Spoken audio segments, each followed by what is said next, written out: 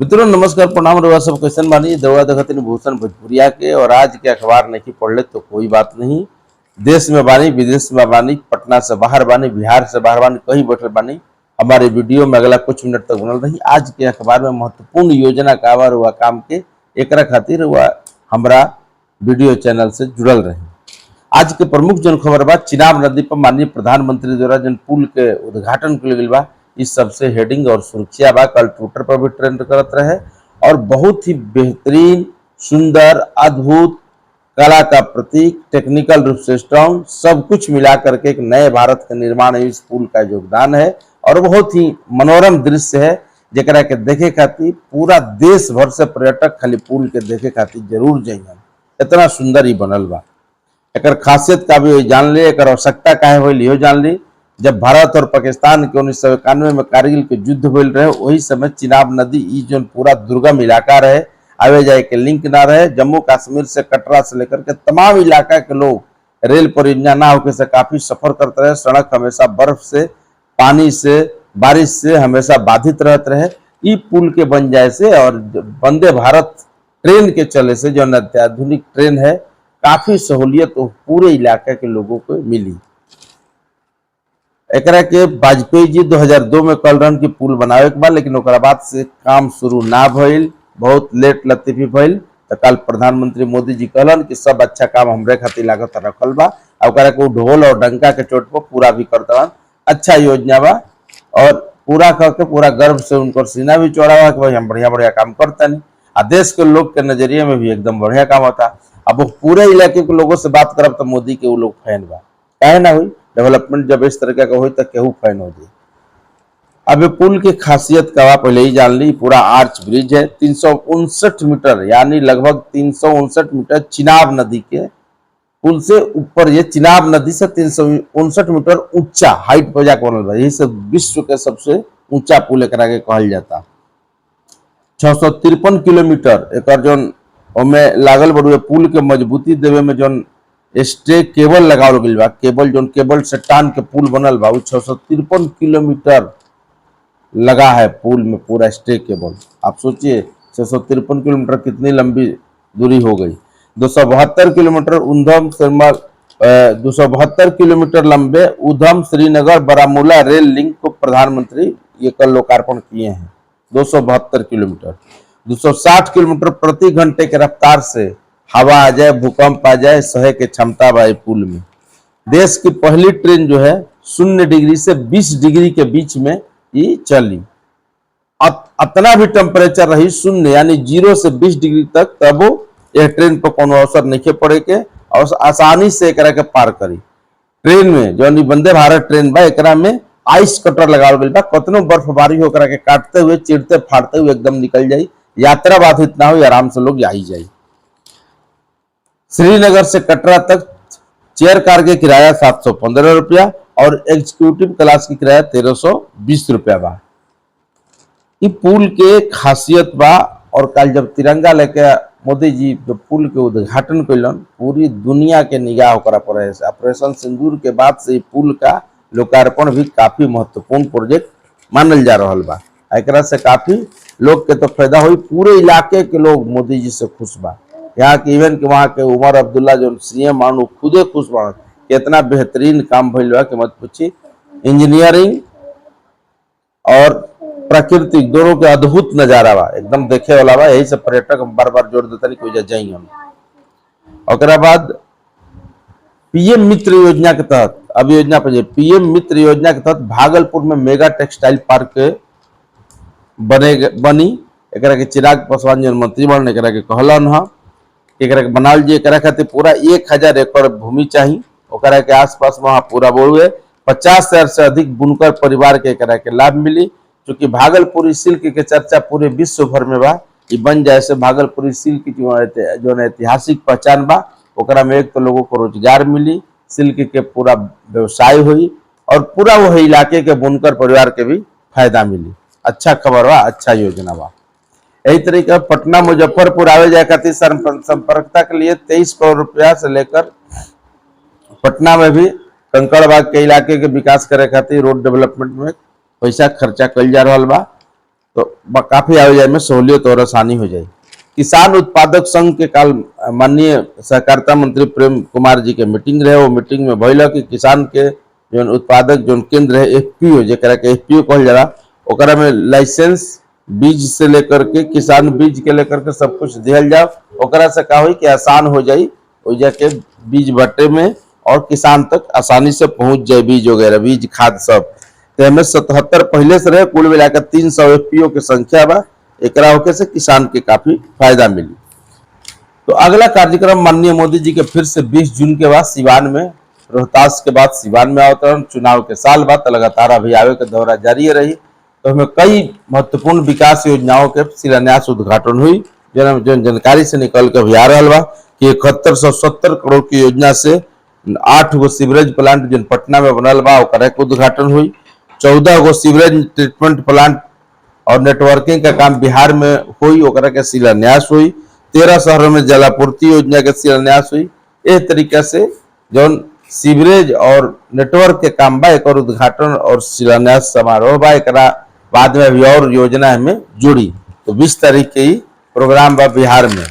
लगातार चुनाव बता बैबे करियन, घोषणा लगातार होते रही। अब देखिए का मिलता लोग के ही महत्वपूर्ण बात।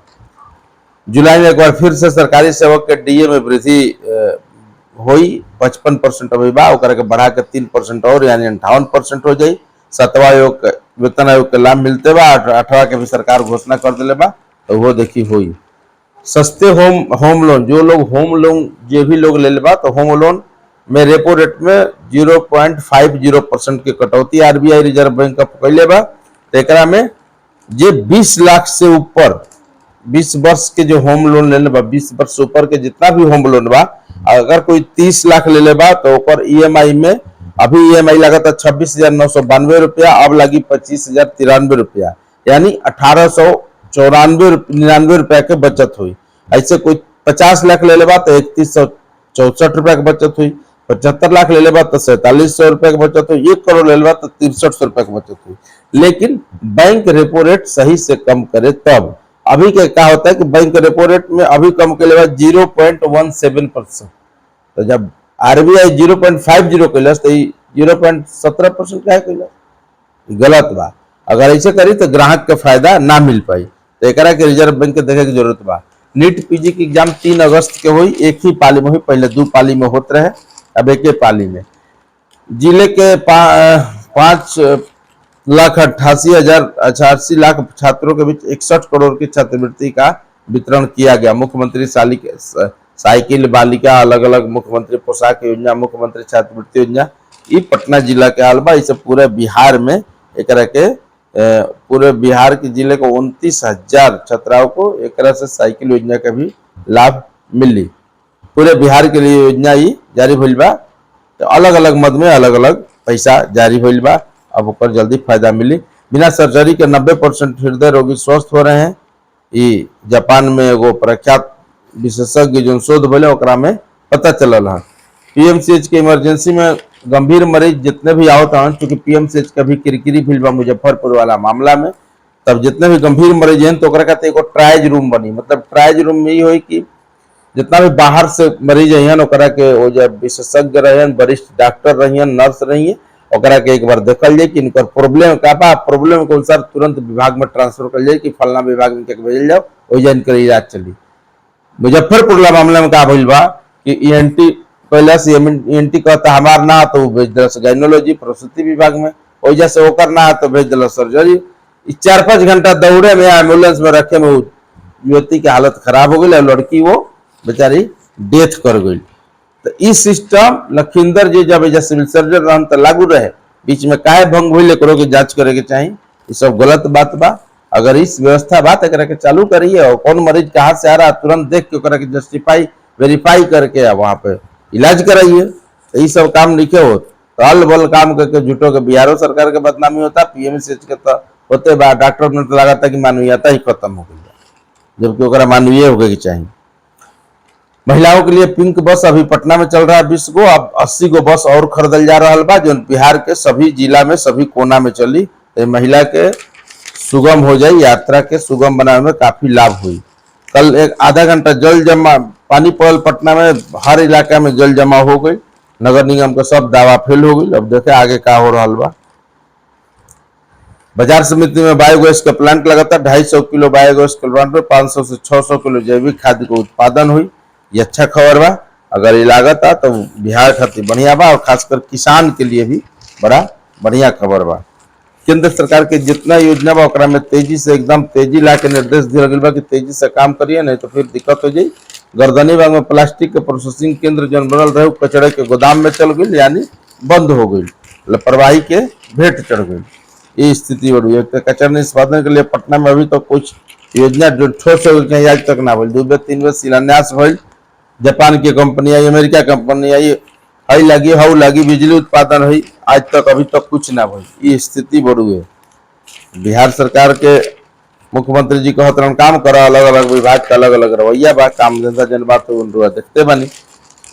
सिंधु जल समझौता विश्व बैंक के मध्यस्थता में भइल रहे और अभी भारत सरकार बंद कर दिले बा। पाकिस्तान 4 गो पत्र लिख दिलस भारत सरकार के कि सिंधु जल समझौता जल को चालू कर दी, नहीं तो हमनी के आफत भइल बा। खेती किसानी सब हो जा ठप भइल बा, पिए के पानी के भी हाहाकार हो जी कुछ दिन में। ऐसे बार बार गुहार लगा रहा, विश्व के सभी मंच पे गुहार पाकिस्तान लगावता, लेकिन भारत सरकार स्पष्ट कर दिलस खून आ पानी एक साथ ना बही। तो समझ लीजिए अब विश्व बैंक में हाथ खड़ा कर दिलस, क्योंकि पानी सर से ऊपर चल गया। आतंकवादी गतिविधि रोकत नहीं खन, कहेला कुछ करेला कुछ, पाकिस्तान पर कोई भरोसा नहीं है। ऐसे ही सब बंद कर बहुत जरूरी रहे। 10 गो ब्रिक्स देश के सम्मेलन भइल है, जो ना में हो 10 देश हो जुटल रहन। तो पहलगाम हमला में जिस तरह से निर्मम हत्या किया था, पर्यटकों को धर्म पूछ कर मार ले रहे, एक बड़ा ही भर्त्सना भइल है और बहुत ही एक छीछा लेदर भइल पाकिस्तान के कि गलत कैले बा। पाक उच्चायोग में ट्रेनिंग देता था दानिश, वहाँ कर्मचारी है, वो बुला करके भारत के यूट्यूबरों को ट्रेनिंग देता था कि भारत का क्या क्या चीज दिखाना है, क्या क्या बाहर ले जाना है, क्या क्या पाकिस्तान को सूचना लीक करना है। ऐसे लोगों पर सख्त कार्रवाई कीजिए। दानिश को तो करवे कीजिए, जितना यूट्यूबर है में शामिल है सब सख्त कार्रवाई कीजिए। पुलिस जांच में सब खुलासा भइल बा। लखनऊ में पंडित जी बियाह के जब सर्टिफिकेट गवाही दिहन तबे जाके सर्टिफिकेट बनी, तो पंडित जी जब दिहन गवाही तब बनी पंजीकरण हुई। तो लखनऊ के लोग बियाह करे झट तुरंत पंडित जी के ले जाकर अब ये कहवालो, नहीं तो फिर तारा दिक्कत हुई बियाह के सर्टिफिकेट बने में।